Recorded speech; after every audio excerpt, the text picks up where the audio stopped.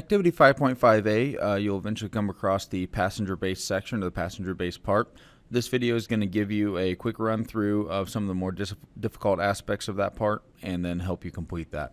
So the first thing we'll do is create a new IPT file and then create a new sketch on the XY plane. We're going to go ahead and create the rounded rectangle that is the exterior of the base. So I'll grab a 2-point rectangle.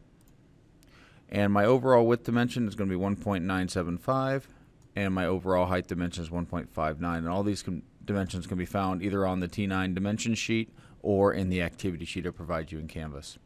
Then we'll need to grab the fillet tool with a 0.2 radius. So you can type in 0.2, and then I'm going to click on either side of each corner to add that fillet. And then I'm going to close that window out. And the first thing I'm going to do is make the circle and square shapes that go on the top side. So I'm going to grab a circle, just click in here in the inside of that shape, and I'm going to add the correct dimension, which is 0.58. And then I'm going to grab my dimension tool and dimension from the center point to the left, and that dimension should be 0.49. And from the top to the center point, and that dimension should be 0.34. Then I'm going to grab a rectangle, 2-point rectangle, and I'm actually making a square, which is going to be 0.58 by 0.58.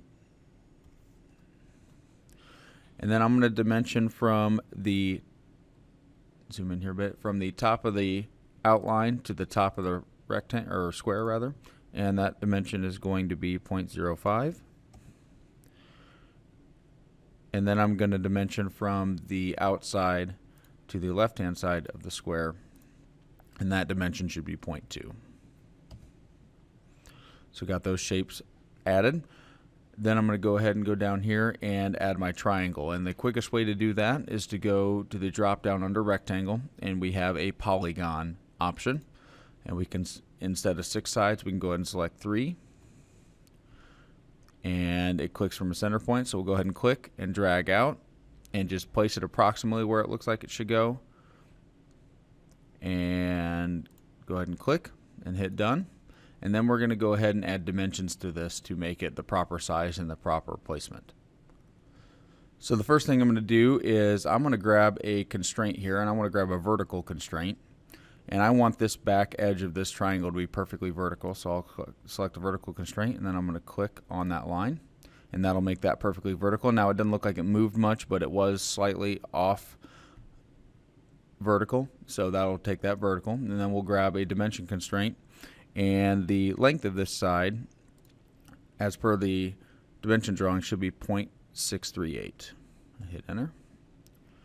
And then we need to dimension the distance from the bottom to this point here, and that distance should be 0.05. And then also the distance from this point to the right hand side, and that distance should be 0.2. And now we have a properly placed triangle.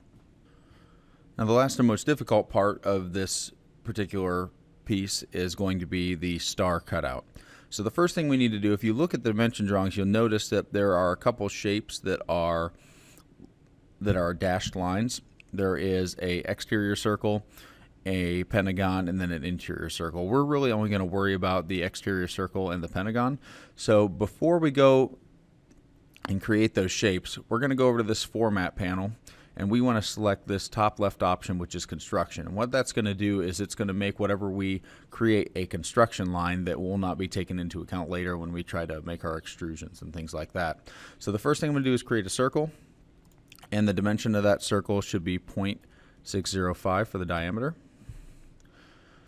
And then I'm going to go ahead and use the dimension command, and I'm going to dimension that where it goes. So left to right should be 0.488, and then from the center point to the bottom should be 0.363.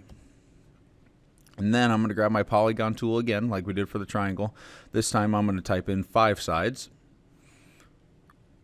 and I'm going to select the center point of the circle, and then I'm going to make this pentagon. Now this top line should be totally horizontal, so get it as close as you can. I'm actually going to show it a little off here because we're going to add a constraint, and I want you to see how that works. But you want it to snap it to this outside circle.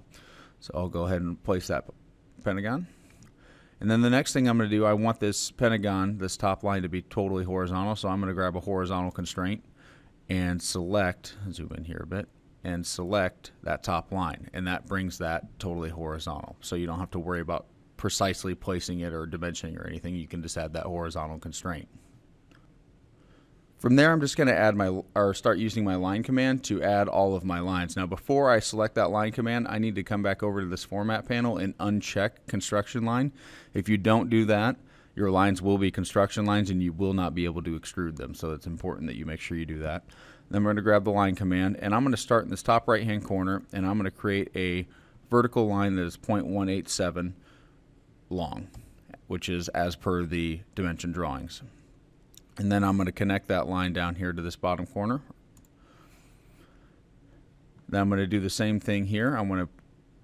This one's going to be perfectly horizontal, and I'm going to make that 0.187, and then I'm going to connect that down here. Then I'm going to go back up here, and it doesn't really matter what this angle is for the time being. I'm just going to make a line that's 0.187, and then I'm going to connect that to this corner here. This line I'm going to make vertical at 0.187, and then connect here to this bottom corner. And then I'm going to make two more lines, one that's horizontal and it's 0.187, and then I'm going to connect that down here.